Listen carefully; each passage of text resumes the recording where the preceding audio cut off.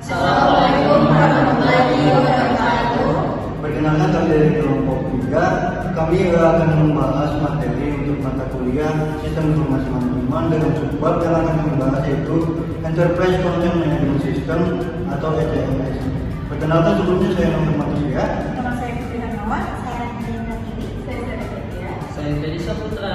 Nah, untuk selanjutnya nanti bakal dijelaskan dari masing-masing dari kita ya. Halo teman-teman, di sini saya akan menjelaskan pengertian dan latar belakang Enterprise Content Management System atau biasa disingkat ECMS. Sebelum membahas Enterprise Content Management System, coba kita bayangkan sebuah perusahaan yang setiap hari menerima dan menghasilkan banyak dokumen. Misalnya laporan keuangan, faktur penjualan, data karyawan, kontrak kerja, serta surat menyurat, hingga dokumen perpajakan. Jumlah dokumen tersebut akan terus bertambah seiring berkembangnya aktivitas perusahaan. Apabila semua dokumen masih disimpan secara manual dalam lemari arsip atau folder yang terpisah-pisah, maka akan muncul berbagai masalah.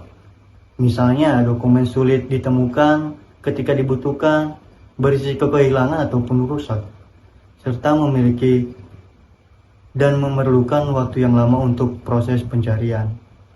Penyimpanan secara manual juga membutuhkan ruang yang cukup besar dan biaya pemeliharaan yang tidak sedikit. Nah, oleh karena itu, untuk mengatasi permasalahan tersebut, perusahaan memanfaatkan teknologi yang disebut Enterprise Content Management System atau ECMS.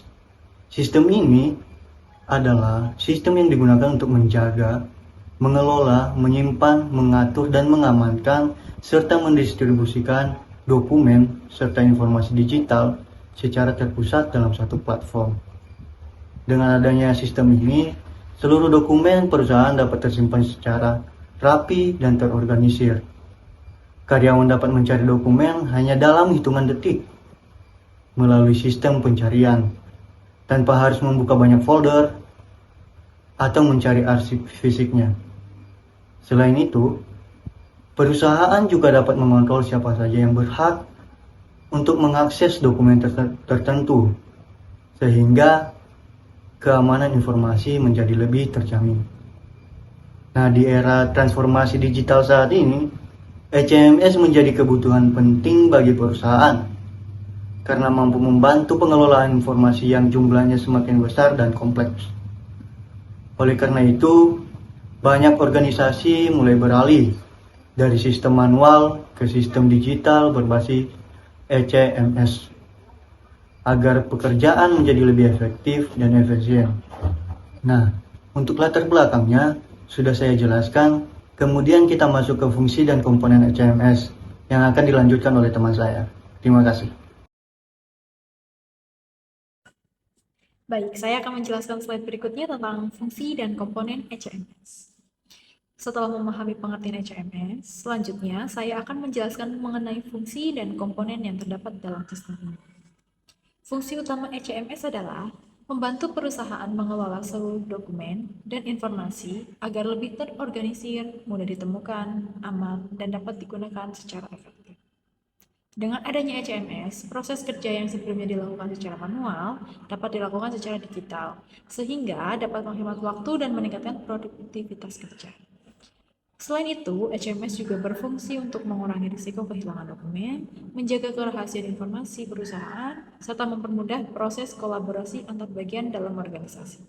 Sebagai contoh, bagian keuangan, bagian sumber daya manusia, dan bagian audit dapat mengakses dokumen yang sama tanpa harus memindahkan berkas fisik dari satu ruangan ke ruangan lainnya. ECMS memiliki 5 komponen utama, antara lain yang pertama adalah capture. Capture yaitu proses mengumpulkan dokumen dari berbagai sumber seperti scanner, email, formulir online, maupun file digital lainnya. Yang kedua adalah manage. Manage yaitu proses mengelola, mengatur, dan mengklarifikasikan dokumen agar mudah ditemukan kembali saat dibutuhkan. Yang ketiga adalah store. Store yaitu proses penyimpanan dokumen secara digital dalam database atau server yang aman. Yang keempat adalah preserve. Preserve yaitu menjaga dokumen agar tetap terlindungi dan dapat digunakan dalam jangka panjang, termasuk proses backup atau pencadangan data. Dan yang terakhir adalah deliver. Deliver yaitu mendistribusikan dokumen kepada pihak yang membutuhkan sesuai dengan hak akses yang dimiliki. Dari kelima komponen tersebut yang saling terhubung dan bekerja secara terintegrasi, sehingga proses pengelolaan dokumen menjadi lebih efektif, efisien, dan aman bagi perusahaan.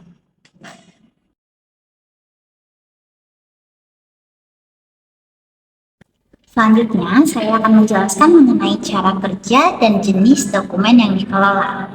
Secara umum, cara kerja ECMS dimulai ketika dokumen masuk ke dalam perusahaan. Dokumen itu bisa berupa dokumen fisik atau dokumen digital.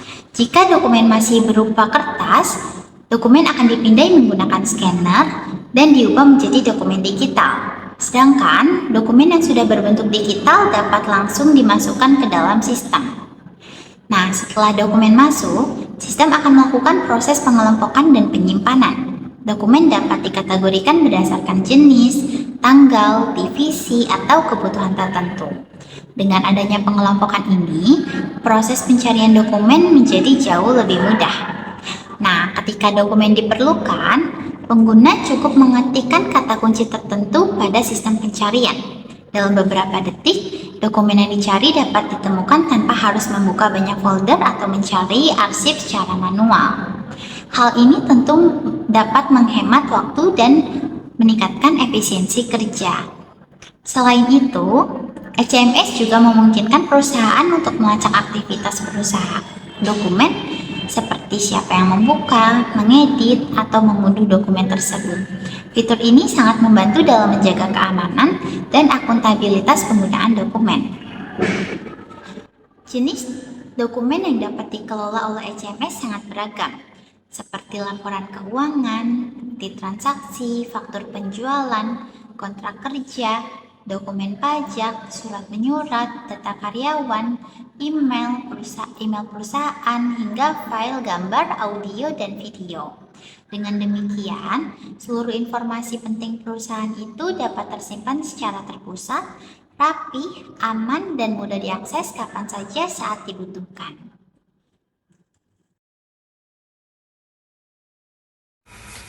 Untuk selanjutnya, saya akan membahas manfaat dan penerapan ECMS dalam dunia kerja.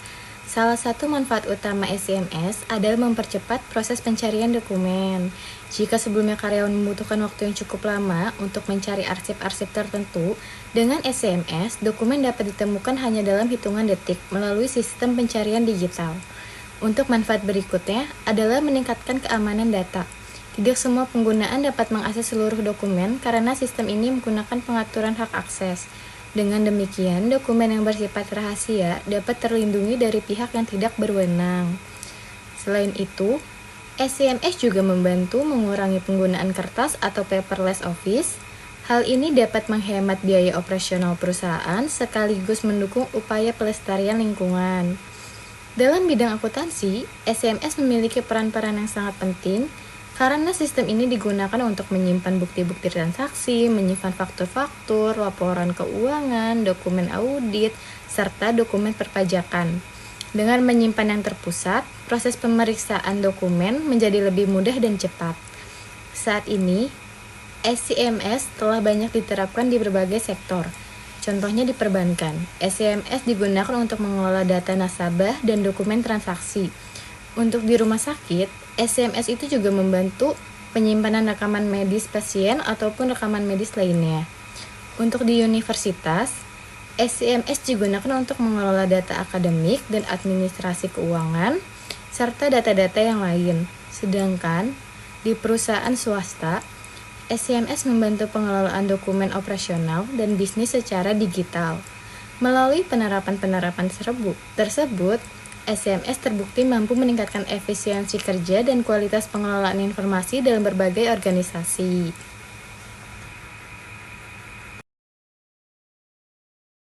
Dari sini saya akan menutup presentasi ini dengan menjelaskan kelebihan, kekurangan, dan kesimpulan mengenai ECMS ya.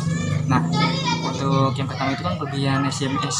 Nah, kelebihan ECMS ini adalah dokumen menjadi lebih terorganisir, pencarian informasi yang menjadi lebih cepat, Nah, terus mendukung sistem kerja digital yang lebih modern.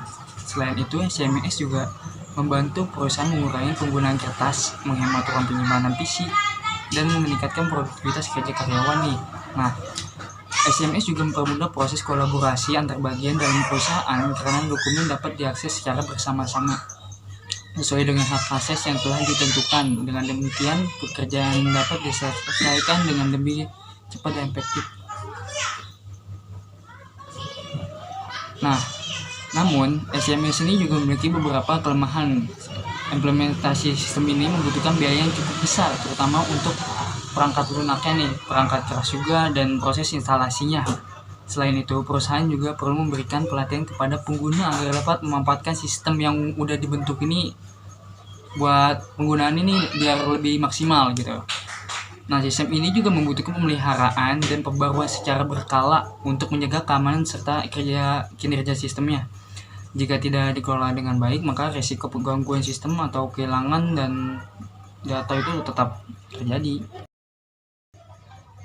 Nah, untuk kesimpulannya, Enterprise Content Management System atau SMS ini merupakan sistem yang sangat penting dalam pengolahan dokumen dan informasi digital.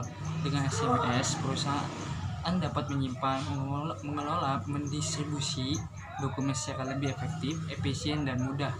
Nah, oleh karena itu, SMS menjadi salah satu solusi yang mendukung transformasi digital di berbagai organisasi dan perusahaan.